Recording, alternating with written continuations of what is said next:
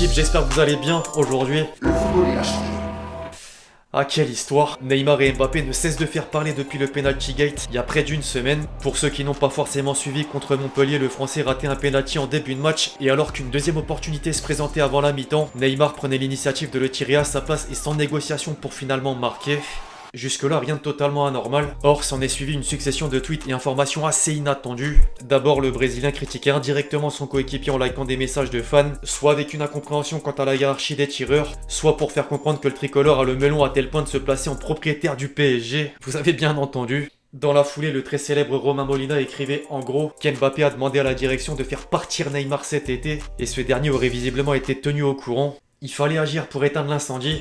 De nombreux médias ont indiqué que Luis Campos, accompagné de Christophe Galtier, se sont expliqués avec les deux joueurs pour les recadrer et afin de repartir sur de bonnes bases. Alors les problèmes d'ego dans une équipe de stars ou sous différentes formes ne datent pas d'hier dans notre sport. Seulement certains s'en rendent pas forcément compte tandis que certains l'assument. I think I'm a special one. Quelques situations du passé me sont revenues en tête et je trouvais intéressant de les regrouper en une vidéo histoire de voir que cet aspect est plutôt banal. La plupart du temps, les réactions sur le moment interviennent simplement du fait que les joueurs sont de grands compétiteurs. Bref, les amis, j'espère que l'idée vous plaît. Si oui, le meilleur moyen de me le montrer reste justement de lâcher le pouce levé. Objectif du jour, 4000 likes. Je rappelle rapidement que la chaîne est sponsorisée par OneFootball, l'application numéro 1 sur tout ce qui touche le ballon rond. Pour connaître la suite du nouveau feuilleton, tenez, c'est l'occasion de la télécharger. Surtout que c'est gratuit, rendez-vous dans la description. Au passage, le week-end approche. Vous pouvez également profiter de la quantité de matchs pour tenter un ou plusieurs pronos. Sur Betclic, vous avez en plus la possibilité de débuter avec 100 € sur le premier pari avec le code LEXCITY. Dans la limite du raisonnable, bien évidemment. Je me répète souvent, mais c'est important de le dire. Quitte à suivre une logique, autant le faire correctement. Le dernier match était donc marqué par l'incident du penalty. Néanmoins, c'est pas tout. Énormément de supporters se sont scandalisés d'une action où Mbappé réalise un appel en profondeur avant de stopper sa course au niveau de la moitié de terrain, Vitinha ne lui faisant pas la passe pour choisir le flanc droit à juste titre. S'il continuait sa course à la fin, il y avait probablement but. C'est plus un comportement qui apparaît en amateur qu'en professionnel, même si la fin de but a sûrement pris le dessus. Je vois pas d'autre raison. Concernant le fameux penalty gate, c'est pareil en fait. La situation s'est déjà produite au cours de ces dernières années. Le plus célèbre au sein de la capitale concerne évidemment Cavani face à l'Olympique Lyonnais lorsque Dani Alves empêchait le Matador de prendre le ballon afin de le donner à Neymar. Peu de temps après, contre Dijon, certains s'en souviennent, le numéro 10 reproduisait le geste alors que le meilleur buteur du club actuel pouvait tout juste battre le record de Zlatan. Les sifflets du parc ont vite retenti. Pero no, va a tirar Neymar, algunos pitos, están bajando, se ha quedado el balón Neymar. Par contre, une chose est sûre, Neymar reste le meilleur tireur de penalty et c'est incontestable. Depuis ses débuts en Ligue 1 sur 25 tentatives, 22 tirs ont terminé au fond des filets. En dehors des chiffres, il a une telle facilité à tromper le gardien avec une feinte de corps pour ensuite placer la balle sur le côté laissé libre.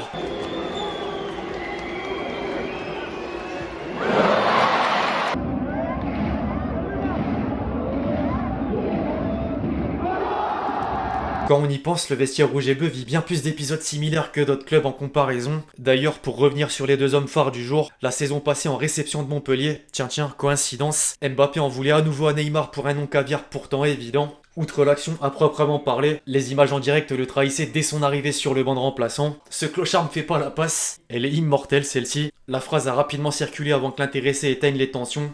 Je cite, « C'est des choses qui arrivent tout le temps, il faut juste que ça soit pas quelque chose qui reste. » Tout est dit. D'ailleurs, pendant le buzz, la toile n'avait pas manqué d'inverser les rôles. Parfois, il oublie à son tour un coéquipier et préfère finir seul devant le portier adverse. Impossible de lui en vouloir cependant, la situation arrive à de nombreuses équipes, même là où on s'y attend le moins. Du côté de Liverpool, Mo Salah avec son arme de dribbleur pouvait énerver Sadio Mané, et inversement, en l'occurrence face à Burnley, le champion d'Afrique avait pris double tarif. C'est-à-dire qu'en plus d'être empêché de marquer pour une non-passe, Jürgen Klopp le sortait du terrain peu après. C'était trop et ça devait sortir. Place désormais à la liste des joueurs ayant un ego un peu plus important que les autres. Je me permets de le dire. Premièrement, Mario Balotelli. Il y a tellement d'images qui illustrent la chose. À l'époque où il évoluait à l'Inter Milan aux côtés d'un certain Samuel Eto'o, c'était pas facile de vouloir prendre les devants face à une légende.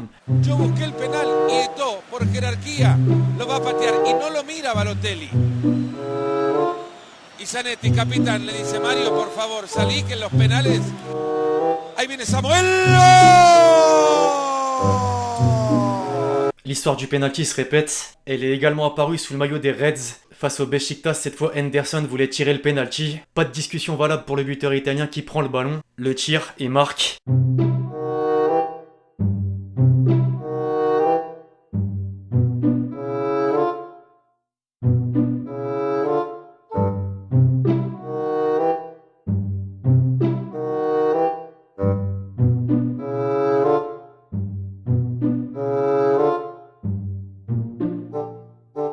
Malheureusement, la finalité est bonne. En revanche, elle l'est pas toujours. On sort des pénaltys avec un clip intemporel. C'est réellement le terme.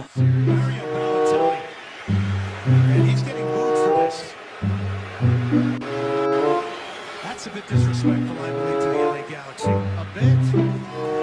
Even Zeko's thinking that, I'll tell you right now, if Mancini takes him out, that's the kind of man I want to play for. Yeah, good on Mancini. And even the Galaxy fans here. Comment il a pu se dire à un moment je vais tenter un tel geste? Mancini l'a directement sanctionné. Autre gros morceau, sans surprise Ibrahimovic. En se basant tout particulièrement sur son passage en France. Les altercations se comptent en nombre, le Classico le permettait naturellement sans compter à l'époque où Joey Barton figurait sur la feuille de match marseillaise. Bon, il y a la provocation du nez d'abord, mais ensuite, bon voilà, pas besoin de faire une description. Il aura zlatané du monde, mais ce sera aussi fait zlataner. Rio Mavuba voit de quoi je parle. Et alors le summum, c'est lorsqu'il a insulté la France. L'arbitre ne lui avait pas accordé un penalty valable, et le Suédois s'était emporté en coulisses. En mettant de côté la partie offensante, ça reste le personnage, on va pas se mentir. Alors on a vu pas mal de formes d'ego jusque-là, on n'en a pas terminé pour autant. Cristiano Ronaldo vient à présent. Cette image de personnalité égocentrique lui colle à la peau depuis toujours, j'ai envie de dire. Au-delà de l'image au rayon des faits les plus marquants sur le rectangle vert, se trouvent ses sorties sur décision du coach.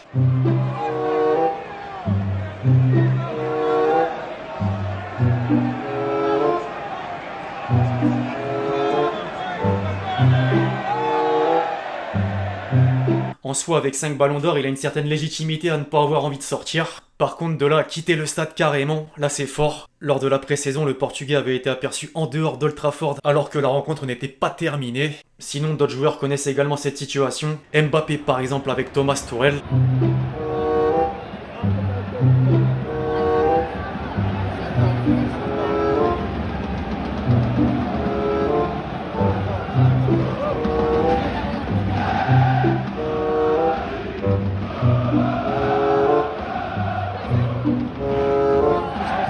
Enfin, j'ai failli l'oublier, Adrien Rabiot, cette une du journal L'Équipe en dit long. Pour la Coupe du Monde 2018, notre sélectionneur l'avait appelé dans les réservistes. Une considération que le bonhomme n'avait pas appréciée et a refusé.